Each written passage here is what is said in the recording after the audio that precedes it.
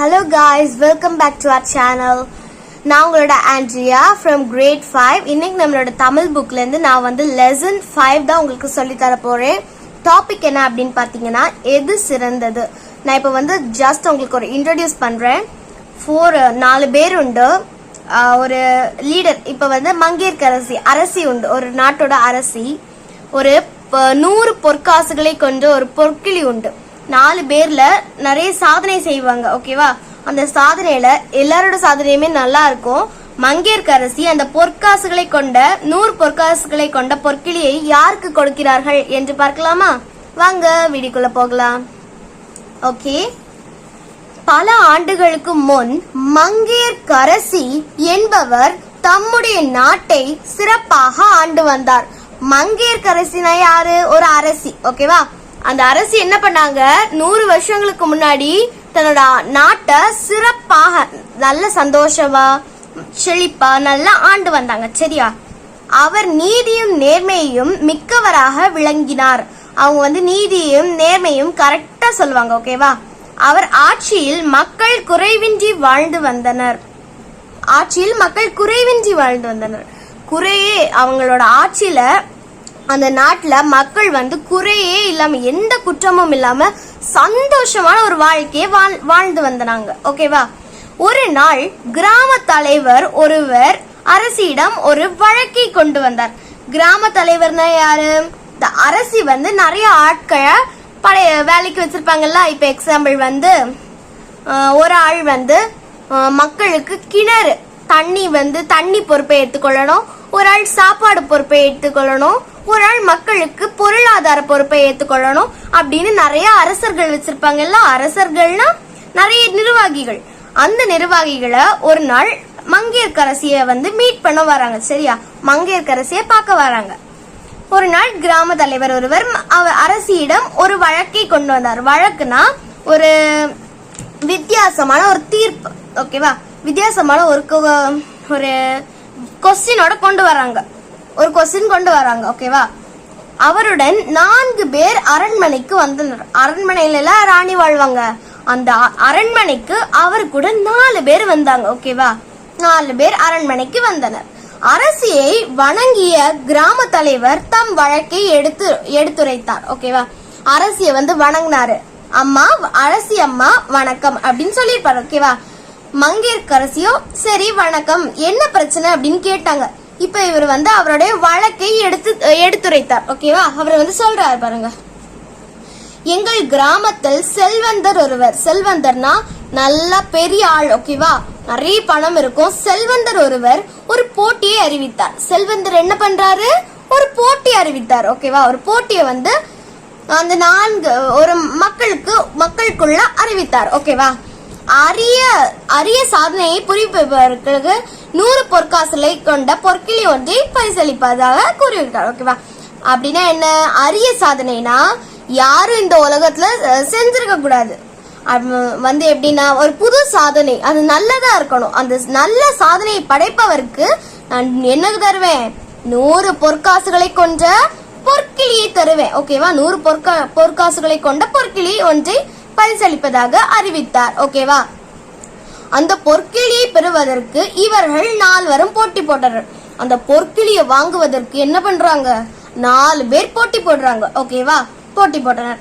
4 சாதனைகளை கேட்டும் யாருடைய சாதனை சிறந்தது என்று முடிவு செய்ய எங்களால் முடியவில்லை.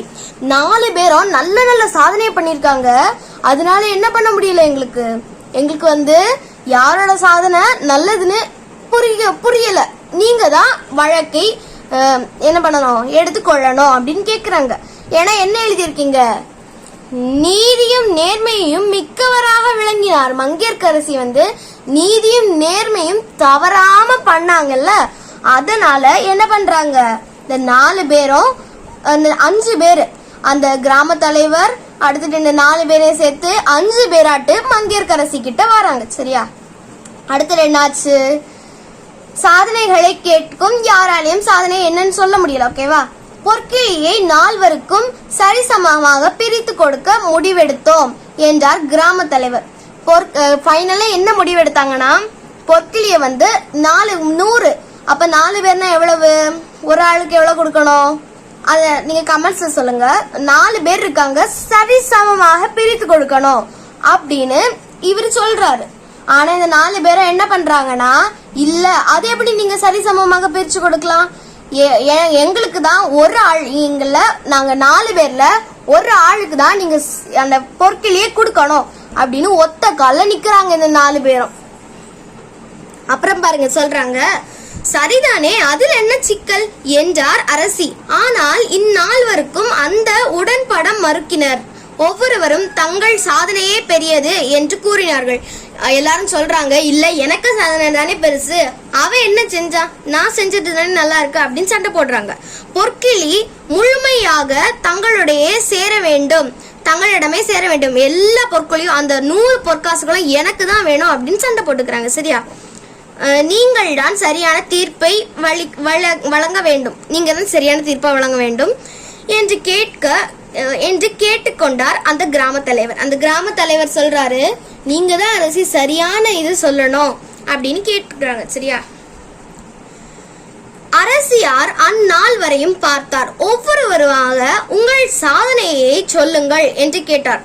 முதலில் முருகேசன் என்பவர் தம் சாதனையை சொல்ல தொடங்கினார்.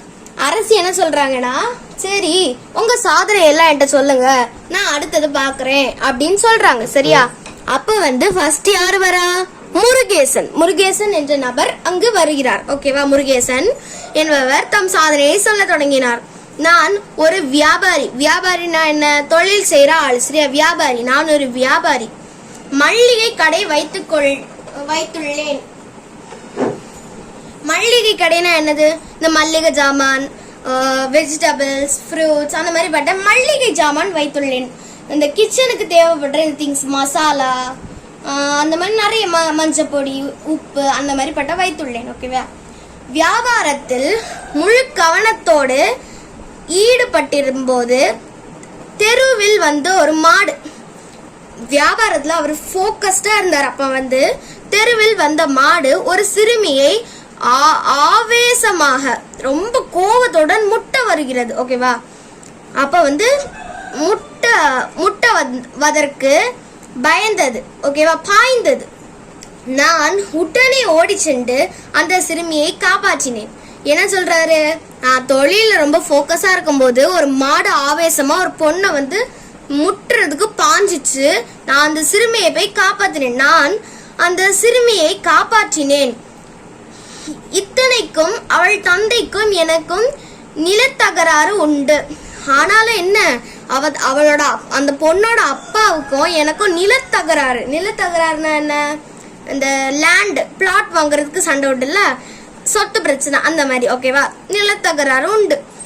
அப்படி இருந்தும் அவளை நான் காப்பாற்றினேன். அதை கண்ட ஊர் மக்கள் என்னை பாராட்டினார்கள். அதனால் பொற்கிளியை எனக்கே கொடுக்க வேண்டும் என்று சொன்னார் முருகேசன். ஓகேவா, இவர் அந்த பொண்ணை காப்பாத்தினாரு. ஆனாலும் என்ன நடந்துச்சுன்னா, அந்த பொண்ணோட அப்பாவுக்கும் அவருக்கும் சொத்து பிரச்சனை இருக்கு. இருந்தாலும் அவர் காப்பாத்திட்டாரு. அவர் சொல்றாரு, அப்போ என்னோடது தானே பெரிய இதுன்னு. அடுத்தது இரண்டாவதாக கண்ணன் என்பவர் தம் சாதனையை சொல்ல தொடங்கினார். கண்ணன் என்பவர் அவரோட சாதனையை சொல்ல தொடங்கினார். இரண்டாவதாக கண்ணன் என்பவர் தம் சாதனையை சொல்ல தொடங்கினார். ஓகே, நான் ஒரு கவிஞன். கவிஞன் என்ன, போயட் எழுதுவாங்கல்ல, அந்த போயட்டர்ஸ். ஓகேவா, போயட்டர்ஸ். பல பாடல்களுக்கும் கவிதைகளிலும் இயற்றியுள்ளேன். நான் நிறைய பாடல்களும் கவிதைகளும் இயற்றியுள்ளேன். ஓகேவா, ஒரே இரவில் உலகம் இயங்கும்படியாக 100 செய்யுள்களை படைத்துள்ளேன். ஒரே ஒரு ராத்திரியில இவர் 100 செய்யுள்களை எழுதியிருக்காரு. மக்கள் எல்லாரும் அதை விரும்பி படிக்கிறார்கள். அந்த செய்யுளை அவங்க விரும்பி படிக்கிறாங்க. ஒரே இரவில் இப்படி ஒரு கவிதையை, ஓகேவா, ஒரே இரவில் இப்படி ஒரு காவியத்தை படைத்தது ஓர் இலக்கிய சாதனை அல்லவா அப்படின்னு கேக்குறாங்க. அதனால எனவே அந்த பொற்கிளி எனக்கு சொந்தமானது அப்படின்னு யார் சொல்றாங்க, இந்த கவிஞர் சொல்றார். சரி நீ போப்பா, அடுத்த ஆளை நான் பாக்குறேன் அப்படின்னு சொல்றாங்க. மூன்றாவதாக வந்தார் கல்தச்சர் கந்தசாமி. கல்தச்சர்னா யாரு, இந்த கல் இருக்கு இல்லையா, அந்த கல்லெல்லாம் கரடு முரடான கல்லையும் மெதுவா சிதுக்கி அழகா ஆக்குவாங்கல்ல, செதுக்குவாங்க அந்த கல்லை, சிலைகள் ஆக்குறது, அந்த மாதிரிப்பட்ட ஒரு ஆள். அவர் தம் சாதனையை பற்றி சொல்ல தொடங்கினார். அவருடைய சாதனையை பற்றி சொல்ல தொடங்கினார். கரடு முரடான பாறைகள் வெட்டி கொண்டு வந்து, கரடு முரடான பாறைகள் எல்லாம் அவர் வெட்டி கொண்டு வந்தார். ஓகேவா? அழகிய சிலையாகவும் எழிலான தூண்களாகவும் செய்யும் கல்தச்சன் நான். அது எவ்வளவு கரடு முரண்டா இருந்தாலும் சரி, அதை அழகா ஒரு சிலையா அமைப்பார், அழகான சிலையா அமைப்பார். ஓகேவா? அந்த கல்தச்சர், அந்த அப்படி அமைக்கக்கூடிய கல்தச்சர் நான். சிற்றுளியை கோவிலை கண்டு சிற்றுளியை கொண்டு பாறையை குடைவருவாக கோவில்கள். ஓகேவா? இந்த இவர் என்ன பண்ணுவார்னா கோவில்கள்லயே இதை போய் சிதுக்குவார். ஓகேவா? அவ்வளவுதான். அப்படி சொல்றாரு. அப்ப எனக்கு தானே அது கிடைக்கணும், இது என்ன சீட்டிங்கா இருக்கு? அந்த 2 பேரும் பண்ணதோட நான் பெருசா பண்ணிருக்கேன். எவ்வளவு கரடு முரடான பாறைகளை வெட்டி நான் தானே அப்ப நான் பெரியவன். சரி நீ போ, அடுத்தது உன்னை கூப்பிடுறேன்னு யார் சொல்றா? மங்கையர்க்கரசி சொல்றாங்க. அடுத்தது 4ஆவதா வந்தவர் பாருங்க. 4ஆவதாக முதியவர் பொன்னுசாமி வந்தார். அவர் பேர் என்னன்னா பொன்னுசாமி வந்தார். அவர், நான் ஒரு ஏழை விவசாயி, என் மூதாயார் வழியில் எனக்கு கிடைத்த ஒரு காணி நிலம். அவர் யாரு? பொன்னுசாமி ஒரு ஏழையான விவசாயியா. ஓகேவா? எனக்கு ஒரே ஒரு காணி நிலம் தான். ஒரு காணி நிலத்தை நன்கு உழுது பயிரிட்டு பிழைத்து வருகிறேன். என் மனைவி காலமாகி விட்டாள். என்ன ஆயிட்டாங்க? அவங்க மனைவி இறந்து போயிட்டாங்க. என் மகளும் நானும் தான் வயலில் உழைத்து வாழ்க்கை நடத்துகிறோம். நானும் எனக்கு பொண்ணும் தான் நாங்க சமைக்கிற சாப்பாடையே உருவாக்குறோம் அப்படின்னு. ஓகேவா? இருவரும் பாடுபட்டு வேலை செய்ததால் கடந்த ஆண்டை விட இந்த ஆண்டு 3 மடங்கு விளைச்சல் கண்டுள்ளது. ஓகேவா? கண்டுள்ளது. என்னன்னா போன ஆண்டு வரைக்கும் இந்த இடம் 3 மடங்கா கடுமையா அவங்க உழைச்சதுனால 3 மடங்கு போன வருஷத்தோடைய 3 மடங்கு அதிகமா அவங்களுக்கு என்ன கிடைச்சிருக்கு? நெல். ஓகேவா? 3ஆவதாக 3 மடங்காங்க நெல், நிறைய இது கிடைச்சிருக்கு, நெல் பயிர் அந்த மாதிரி. ஓகேவா? என் குடும்பத்திற்கு தேவையான நெல் போக அவர் குடும்பத்துக்கு அவர் நெல் எடுத்து வச்சாச்சு. மீதியை 10 குடும்பங்களுக்கு பகிர்ந்து கொடுத்தேன். மீதி என்ன பண்ணாருன்னா இவர் 10 குடும்பங்கள் 3 மடங்கு, போன வருஷத்தோட இந்த வருஷம் 3 மடங்கு அவருக்கு என்ன ஆச்சு? நிறைய விளைச்சல் கிடைச்சிச்சு. அதனால இவர் என்ன பண்றாருன்னா அதை 10 குடும்பங்களுக்கு கொடுக்கறாரு. சரி சமமா பங்கெடுத்து கொடுக்கறாரு, பகிர்ந்து கொடுத்தார். அவருக்கு தேவையான அவர் அடுத்தவங்களுக்கும் கொடுக்கறாரு. ஒரு காணி நிலத்தை கொண்டு 10 குடும்பங்களுக்கு வாழ்கின்றனர். அவரு அவரு ஒரு காணி நிலத்துல அவர் என்ன நினைச்சிருக்கலாம்? வேணாம், எனக்கு இந்த இடம் நிறைய பெருசா கிடைச்சிடுச்சு, கொஞ்ச நாள் விவசாயம் செய்ய வேண்டாம், நானே எல்லாம் எடுத்துக்கிறேன் அப்படின்னு நினைச்சிருக்கலாம்ல. ஆனா அவரு 10 குடும்பங்களுடைய பசியை போக்குனார். மங்கையர்க்கரசி சற்றே யோசித்தார். பிறகு தம் தீர்ப்பை கூறினார். நீங்கள் ஒவ்வொருவரும் சிறப்பான செயலை தான் செய்தீர்கள். முதிய விவசாயி, உண்மையில் இது ஒரு பெரிய சாதனை தான். ஏன்னா அவரோட பசியை மட்டும் போக்கல, 10 குடும்பங்களோட பசியை அவர் போக்குனதால என்ன பண்றாங்க? அந்த 100 பொற்காசுகளை கொண்ட பொற்கிளியை யாருக்கு கொடுக்குறாங்கன்னா விவசாயி. இப்ப எல்லாரும் இந்த மங்கையர்க்கரசியோட நல்ல வேலைக்காக கை தட்டுகிறார்கள். ஓகேவா? உங்களுக்கு இந்த வீடியோ பிடிக்கும்னு நினைக்கிறேன் ஃப்ரெண்ட்ஸ். மறக்காம நம்மள சப்ஸ்கிரைப் பண்ணிடுங்க ஃப்ரெண்ட்ஸ். உங்களுக்கு இந்த வீடியோ பிடிச்சிருந்துச்சுன்னா மறக்காம சப்ஸ்கிரைப் பண்ணிடுங்க. கமெண்ட்ஸ்ல பிடிச்சிருந்துச்சான்னு மறக்காம சொல்லுங்க ஃப்ரெண்ட்ஸ். பாய்.